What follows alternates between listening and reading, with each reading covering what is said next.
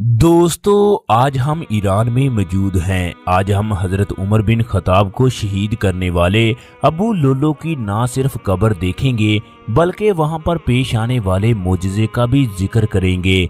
ये भी बताएंगे कि किस वजह से ईरानी हुकूमत ने अबू लुलु की कब्र को चारों तरफ से बंद कर दिया, किस वजह से अबू लुलु की कब्र को रोजाना सलामी पेश की जाती है, ईरानी किस वजह से अबू लुलु से मोहब्बत करते हैं, किस वजह से उन्हें एक सहाबी का दर्जा देते हैं, हजरत उमर को शहीद करने वाले अबू लुलु की मैयत को कैसे ईरान पहुंचाया गया। इसके साथ साथ ये भी बताएंगे कि हजूर अकरम सल्लल्लाहु अलैहि वसल्लम ने हजरत उमर की शहादत के बाद कौन सी पेशन गोई की। जब हजरत उमर ने कलमा पढ़ा, हजूर अकरम सल्लल्लाहु अलैहि वसल्लम ने कौन सा नारा बुलंद किया। हजरत उमर और अबू जहल का क्या रिश्ता था। हजरत उमर हजरत खालिद बिन वलीद के क्या लगते थे। हजरत उमर को कब्र में उतारते वक्त हजरत अली ने ऐसे कौन से अल्फाज कहे जिसे सुनकर इंसान का दिल तड़प जाता है। किन सहाबियों ने हजरत उमर को कब्र में उतारा, ये तमाम तफसीलात आज की इस वीडियो में बताई जाएगी। सबसे पहले हजरत उमर से मोहब्बत करने वाले कमेंट बॉक्स में अस्सलामु अलैकुम खलीफा दोम या अस्सलामु अलैकुम सहाबी रसूल जरूर लिख दीजिएगा, शुक्रिया। हजूर अकरम सल्लल्लाहु अलैहि वसल्लम ने फरमाया था कि मेरे सहाबी सितारों की मांद हैं जिनकी पैरवी करके तुम फलाह पा सकते हो। आपने फरमाया, अल्लाह रब्बुल इज्जत ने उमर की जुबान पर हक को जारी कर दिया। वो हक बात कहते हैं। एक दफा हजूर अकरम सल्लल्लाहु अलैहि वसल्लम ने ख्वाब देखा, आपके सामने बेशुमार लोग पेश हो रहे हैं, किसी की कमीज सीने तक, किसी की नीचे तक, जबकि उमर सामने पेश किए गए आप लंबी कमीज को घसीट रहे थे। सहाबाई कराम ने पूछा, या रसूल अल्लाह, इसकी क्या ताबीर है। आप सल्लल्लाहु अलैहि वसल्लम ने फरमाया, दीन में हजरत उमर का सबसे बुलंद मुकाम है। हजरत उमर के हक में 3 मरतबा कुरान मजीद नाज़िल हुआ। एक दफा हजरत उमर ने हजूर अकरम सल्लल्लाहु अलैहि वसल्लम के सामने अर्ज किया, या रसूल अल्लाह, आपके सामने नेक और बद लोग हाजिर होते हैं, लिहाजा आप मुहातुल मोमिनीन को हजाब का हुक्म दें। चनाचे हजरत उमर की ताईद में ये कुरान मजीद की आयत नाज़िल हुई, ए नबी, अपनी बीवियों, साहबजादियों और मुसलमानों की औरतों से फरमा दो कि अपने चेहरे को चादर से ढांप लें। दूसरी बार हजरत उमर की ताईद में उस वक्त कुरान मजीद नाज़िल हुआ जब जंगे बद्र में हजूर अकरम सल्लल्लाहु अलैहि वसल्लम ने कैदियों के बारे में सहाबा से मशवरा किया तो हजरत अबू बकर अर्ज करने लगे, या रसूल अल्लाह, फदिया लेकर इन्हें छोड़ दें, क्योंकि ये आपके कबीले और कौम के लोग हैं, हो सकता है ये बाद में मुसलमान हो जाएं। हजरत उमर ने हजरत अबू बकर के फैसले की मुखालफत की कि इनकी गर्दनें उड़ा दी जाएं, क्योंकि इन लोगों ने आपको झूठा कहा, आपको मक्का से निकाला। हजूर अकरम सल्लल्लाहु अलैहि वसल्लम ने हजरत अबू बकर सिद्दीक की राय पर इत्तफाक किया। चनाचे अल्लाह रब्बुल इज्जत की जानब से कुरान मजीद की ये आयत नाज़िल हुई, किसी नबी को लायक नहीं है कि काफरों को जिंदा कैद कर दे जब तक कि जमीन में उनका खून ना बहाए। तुम लोग दुनिया का माल चाहते हो, अल्लाह रब्बुल इज्जत आखिरत चाहता है, वो गालबो हिकमत वाला है। तीसरी मर्तबा हजरत उमर की ताईद में उस वक्त कुरान मजीद नाज़िल हुआ जब हजूर अकरम सल्लल्लाहु अलैहि वसल्लम ने मुनाफिकों के सरदार अब्दुल्ला बिन अबी का जनाजा पढ़ाया। हजरत उमर ने अर्ज किया, या रसूल अल्लाह, क्या आप दुश्मने खुदा अब्दुल्ला बिन अबी का जनाजा पढ़ाते हैं जिसने फलां फलां मौके पर गुस्ताखियां की। हजूर अकरम सल्लल्लाहु अलैहि वसल्लम ने ना सिर्फ जनाजा पढ़ाया बल्कि अपनी कमीज भी अता की, जिसके नतीजे में अल्लाह रब्बुल इज्जत ने सूरह तौबा की ये आयत नाज़िल की, और इनमें से किसी की मैयत पर नमाज ना पढ़ना और ना ही इनकी कब्र पर खड़े होना, बेशक ये लोग अल्लाह और उसके रसूल के मुनकर हैं। इसके अलावा भी 7 मरतबा हजरत उमर की ताईद में कुरान मजीद नाज़िल हुआ। तमाम लोग कमेंट बॉक्स में अस्सलामु अलैकुम उमर बिन खताब जरूर लिखना। یہ وہی مقام ہے جہاں رستم 60,000 سپاہی لے کر آیا۔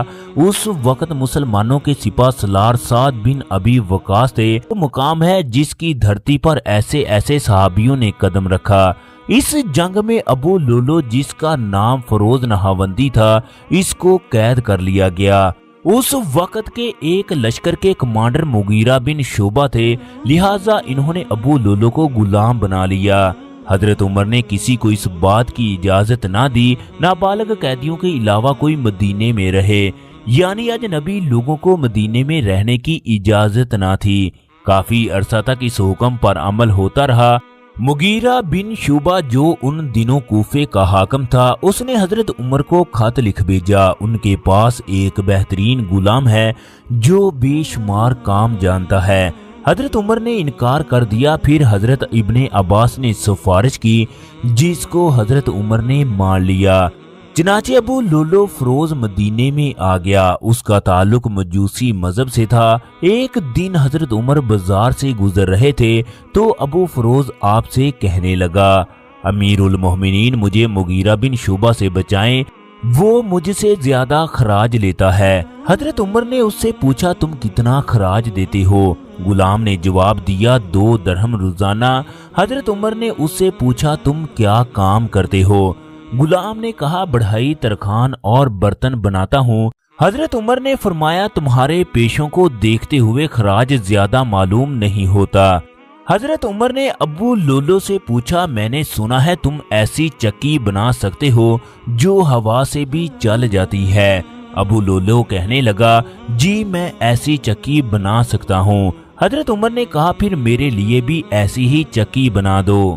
ابو لولو کہنے لگا اگر میں زندہ رہا تو آپ کے لیے ایسی چکی بناؤں گا جس کا چرچا مشرق سے مغرب تک ہوگا۔ حضرت عمر کو پتا چل چکا تھا اس غلام نے مجھے دھمکی دی ہے۔ ابو لولو نے ایک تیز دار خنجر خریدا، پھر مسجد کے ایک کونے میں آ کر چھپ گیا۔ جب آپ صبح کی نماز پڑھنے کے لیے آئے اس نے تیز دھار خنجر سے بے درپے وار کیے۔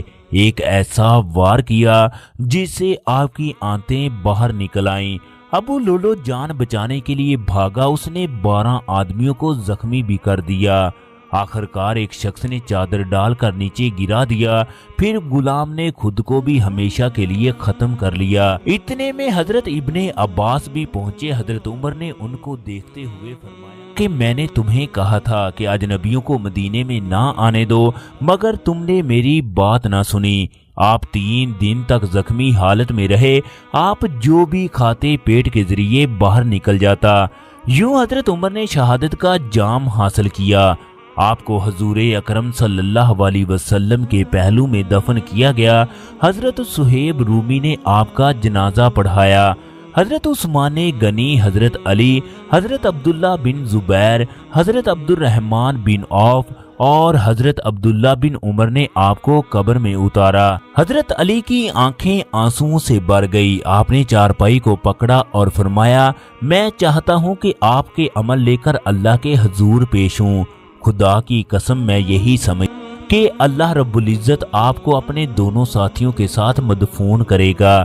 میں نے حضور اکرم صلی اللہ علیہ وسلم کو ہمیشہ یہی فرماتے ہوئے سنا ہے، میں ابو بکر اور عمر فلاں جگہ پہنچے، میں ابو بکر اور عمر فلاں جگہ سے آئے، پھر آپ نے حضرت عمر کو بوسہ دیا۔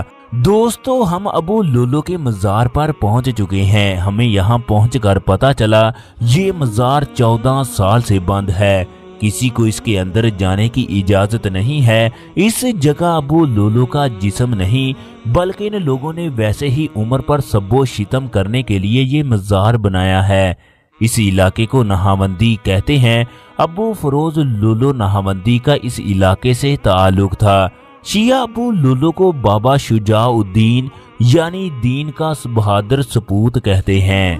دوستو 2010 میں ایرانی حکومت سے اس مزار کی وجہ سے کئی ممالک نے سفارتی تعلقات ختم کر دیے، جس کی وجہ سے ایرانی حکومت کو اس کو مجبوراً بند کرنا پڑا۔ آج کل اس جگہ کسی کو جانے کی اجازت نہیں ہے۔ عمر تو وہ ہیں جن کے سلام لانے پر حضور اکرم صلی اللہ علیہ وسلم نے اللہ اکبر کا نعرہ بلند کیا۔ दोस्तों, हजरत खालिद बिन वलीद हजरत उमर के चचा जाद भाई थे, जबकि अबू जहल आपका सगा मामू था। हजूर अकरम सल्लल्लाहु अलैहि वसल्लम ने हजरत उमर के बारे में फरमाया था, जब उमर को शहीद कर दिया जाएगा तो फितनों का दरवाजा खुल जाएगा। हजरत उमर का बहुत बुलंद मुकाम है।